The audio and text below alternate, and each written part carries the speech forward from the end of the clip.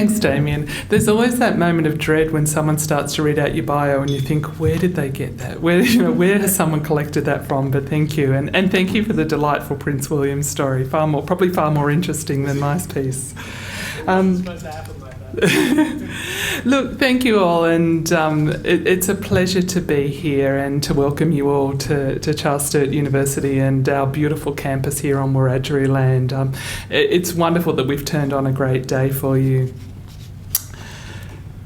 All right. So it was my pleasure 12 months ago to join, and it doesn't seem like 12 months ago, to join with Jackie here in Wagga Wagga and to sign the MOU that was our Memorandum of Understanding between us and the Pro Patria Centre. Charles Sturt University is very proud to be working in strategic collaboration with the Pro Patria Centre to support veterans, first responders and their families, and especially in our regional areas. Through this partnership, we are building evidence to support Pro Patria's innovative initiatives in making a difference in people's lives. Whether it's recovery, connection, or finding purpose after service, our research and education programs are designed to honour their experiences and to help you thrive. So what I wanted to do today in the brief time that I have is to talk to you a little bit more about where we think this collaboration is going, what the opportunities are, and certainly both research and education. So we're excited to be partnering with Pro Patria Centre and to be announcing today our research strategy. And this will be what we're planning to do for the next 2 years, so that's 2025 to 2027. The development of the research strategy has been a collaborative effort. It is the result of a co-design between the veterans and board members from Pro Patria and our researchers here at Charles Sturt University. What the strategy aims to do is to provide a clear guide for the types of research activities that we will do. It aims to build a strong evidence base to support veterans and first responders. It focuses on well-being for veterans, first responders and their families, and it prioritises regional and rural communities for greatest impact. So what does it look like? So the team have co-designed that the strategy will be structured around 4 interconnected domains that reflect the real-world needs of veterans and their families. These domains are health and well-being, physical health and performance, family and community, and innovative therapies. And I had the pleasure of looking through the program for today and can see that the presentations here, but also the work that's already being done, is aligning with those themes.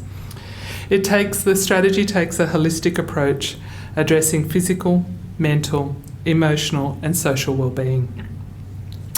The research spans clinical innovation, community engagement, and emerging therapies. Each domain is designed to foster resilience, recovery, and belonging, again, especially for our regional communities. So I said it was the 2-year strategy. So starting from where we are now, any research journey, as I'm sure all of the researchers in the room can tell you, takes a period of time to really look at what are we going to do, and then building towards an outcome which is reflected in this slide. So the strategy is guided by a clear and staged roadmap over 2 years. Each phase builds momentum from planning and evidence base to securing resources and delivering impact. The goal of this is that we will look to investment to enable us to do more. The timeline reflects a commitment to sustained progress and long-term outcomes. It ensures that research efforts are purposeful, coordinated, and aligned with strategic goals. And an important part of any part of our research is the advocacy for which we share the work that we're doing amongst. And so this is the type of audience where we want to be talking about the research that needs to be done and is being done. As I said, the strategy is a deep and purposeful collaboration between the Pro Patria Centre and Charles Sturt University. It brings together the lived experience and academic expertise to address complex challenges faced by veterans and first responders. The partnership is grounded in our shared values: community, inclusion, and impact. Together, we hope we are building a research legacy that strengthens families, supports recovery and drives innovation in regional Australia. And I hope over the next 2 years that I can continue to come back and see how that progress is going. But let me now talk about the other thing that we're hoping to do together, and that is to look at education. We're committed here at Charles Sturt to recognising the service and knowledge attainment of our veterans and delivering a pathway program that supports veterans to seek the next stage in their career journey. And they're really looking and focusing on what is that transition from completion of service into a new career. What we've identified through the work that we've already been doing is that there's really 3 streams of work that need to be put in place to ensure a successful transition.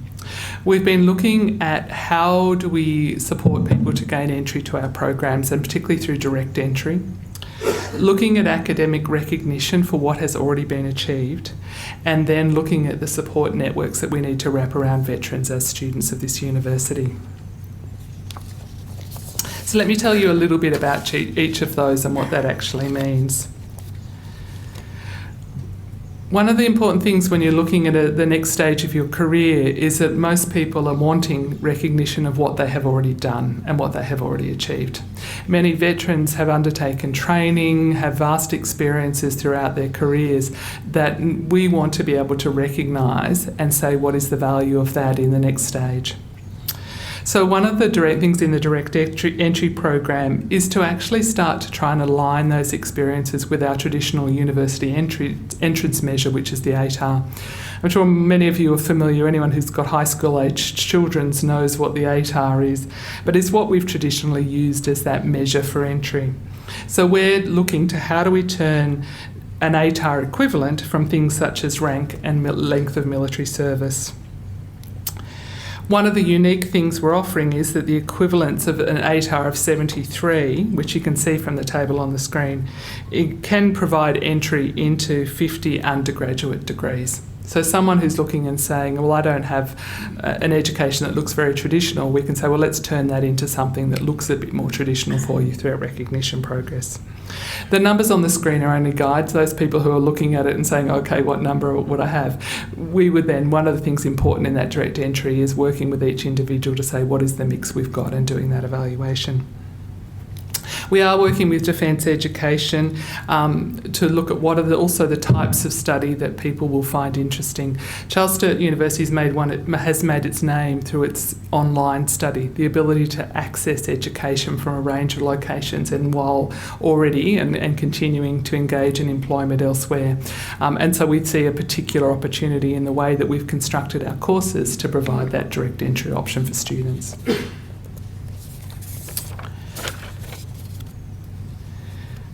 We also want to see where can we recognise that study already done, that you don't need to repeat the study when you then start studying in a course. And we term that credit, most people, recognition of prior learning. But while that might look at an entry process, it also relates to how can we count the study or understanding people have. So we've been doing some work to try and map some of those previous experiences, depending on the career people have had, into course and focus areas such as those listed here of health and medical science, emergency management, education, business and law, exercise and sports science, nuclear safety, geospatial science, IT and computer science are just some of the areas we see opportunity in. We have mapped credit into courses such as the Bachelor of Education, Master of Teaching, Bachelor of Adult and Vocational Education, and the Bachelor of Educational Studies. And we can see clear pathways from certificate level or RTO level training in Cert 3, 4 and diplomas.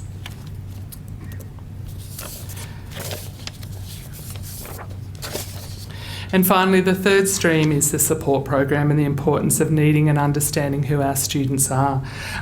Damien introduced me, said that one of the commitments I have is to that sort of access, equity and inclusion, and that's understanding that not all of our students are the same. So some of the things we've been looking at are the particular needs that might be from students who've had a veteran background, such as mentoring, networking, career support programs, wraparound support, and student sport, and particularly in some academic learning skills such as library support, careers advice, scholarships and financial assistance, and counselling and wellbeing services. So that concludes the few words that I wanted to say to you today, and really the purpose was just to share, having established an MOU, oftentimes you sign an MOU and we all go, that's all very nice, and we had nice photos taken and we all said it was fantastic. But the next step is committing that into action, and I hope just sharing some of the ideas we have, the directions, and I really want to acknowledge the members of all of our teams and the Pro Patria board and team people. Everyone who's been working together to actually realise and turn the MOU into some tangible actions. And I think you can see for the future ahead, we've got some great ideas of where we're going to next. So thank you all very much. I hope you have a fabulous rest of the day and really enjoy the time you're in Wagga. Thanks.